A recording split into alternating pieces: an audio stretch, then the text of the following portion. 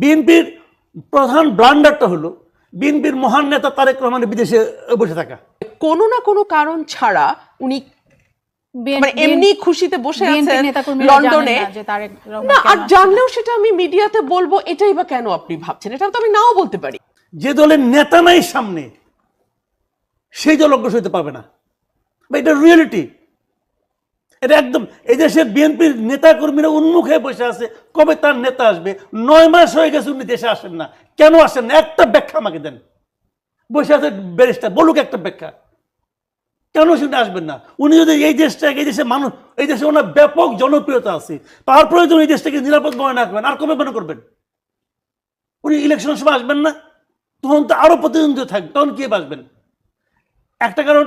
Second কারণ হলো ওখানে থাইকেও উনি করতে পারতেন। উনি যদি বলতেন প্রত্যেকটা এলাকায় যারা চাঁদাবাজির শিকার হয়েছ, তোমাদের আছে যে পরিমাণ তথ্য প্রমাণ আছে, আজকাল কিন্তু তথ্য প্রমাণ খুব ইজি।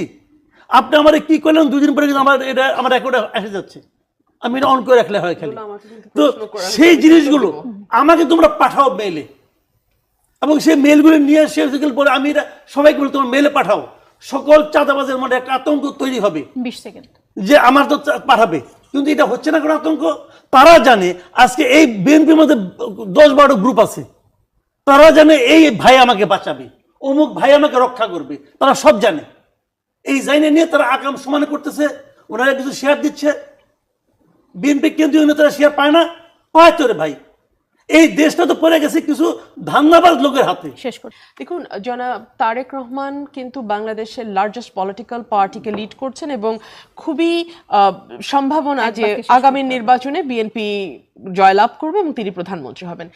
তার কাছে যে ইনফরমেশন গুলো থাকবে, সেই ইনফরমেশন নট নেসেসারিলি আমাদের সকলের কাছে থাকবে। দেওয়া হচ্ছে না বলছেন আপনি? আমি জানি না, it could be that, it could be his security threat, it could be anything.